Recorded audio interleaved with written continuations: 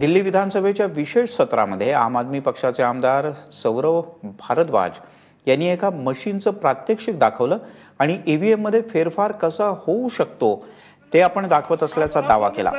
पण निवडणूक आयोगाने भारद्वाज यांनी दाखवलेलं मशीन हे ईव्हीएम नव्हतं अशा प्रकारचा खुलासा केला। त्यामुळे या सगळ्या प्रकरणाला आता नवीन वळण लागलं आहे।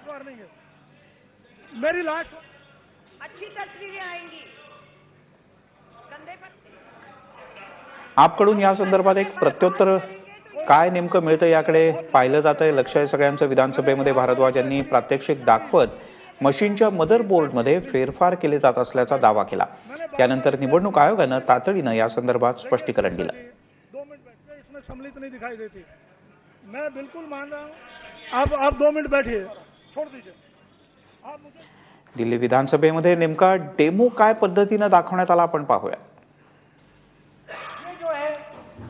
ये सीक्रेट कोड है जो हमने पता किए। इस मशीन के अंदर ये हमारे सीक्रेट कोड्स हैं। अगर आपको आम आदमी पार्टी को 10 बजे तय कर लिया आपने कि अब आम आदमी पार्टी को जिताना है और जितने भी वोट अब 10 बजे के बाद डलेंगे वो सीधा झाड़ू पे डलेंगे, तो आप ये कोड डालेंगे इसके अंदर 1 2 3 4 1 2। अगर आपने तय कर लिया कि सरकार तो बीजेपी की है तो कोड भी बीजेपी वालों को पता है। और अगर आपने 10 बजे तय कर लिया है कि अब आपको बीजेपी को जिताना है और अब जो जो वोट इस बूथ के अंदर डलेगी, बटन चाहे कोई भी दबे, वो वोट सिर्फ और सिर्फ कमल पे जाएगी, तो उसका कोड है 1 2 3 4 1 4। अब एक वोटर आएगा उस पोलिंग बूथ के अंदर जो अंदर से कार्यकर्ता होगा, जिसका असली काम वोट डालना नहीं होगा, इस मशीन के अंदर एक सीक्रेट कोड डालना होगा। अब मैं दिखाता हूं कि वो वोटर कैसे। जी मैं बिल्कुल बता देता हूं। जी मैं बिल्कुल ये बात बता देता हूं, क्योंकि हम इस वक्त एक डेमो ये कर रहे हैं कि कैसे किसी भी पार्टी को जिताया जा सकता है या कैसे किसी भी कैंडिडेट को जिताया जा सकता है। और हमने अपने इस मशीन के अंदर ये कहा है कि इन पांचों, पहले जो पहला कैंडिडेट, दूसरा कैंडिडेट, तीसरा कैंडिडेट, इसको हमने एक पार्टी का नाम दे दिया। तो अगर हम ये मान लें कि हमारे 5 कैंडिडेट हैं, वो चाहे किसी भी पार्टी के हों, चाहे 10 कैंडिडेट हैं चाहे किसी भी पार्टी के हों, तो हम 10 बजे 8 बजे जब वो कोड डालेंगे उस वक्त तय कर सकते हैं हम आप किस कैंडिडेट को जिता रहे हैं। हो सकता है कई बार बीजेपी का कैंडिडेट 5वें नंबर पे हो किसी और कॉन्स्टिट्यूएंसी में, किसी में 3रे नंबर पे हो, किसी में 7वें नंबर पे हो, तो आप हर कॉन्स्टिट्यूएंसी के लिए एक अलग कोड डालेंगे।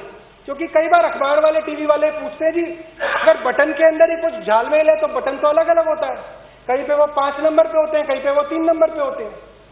तो वही है, आपका कैंडिडेट जिसको आप जिताना चाहते हैं वो कैंडिडेट जिस नंबर पे है, पहले पे है तो पहले वाला कोड, दूसरे पे हो तो दूसरे वाला कोड, तीसरा है तो तीसरे वाला कोड।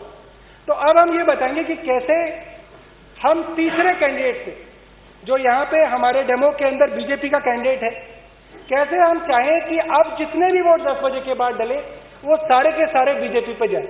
तो एक वोटर आया, उसने अपना नाम दिया, पर्ची दी, उसकी मशीन को एक्टिवेट कराया गया और अब उसने अपना वोट डाला और वोट डालते ही जैसे ही आवाज आई उसी दौरान उसने सीक्रेट कोड डाल दिया। मैं आपको दिखाऊंगा कैसे डालते हैं।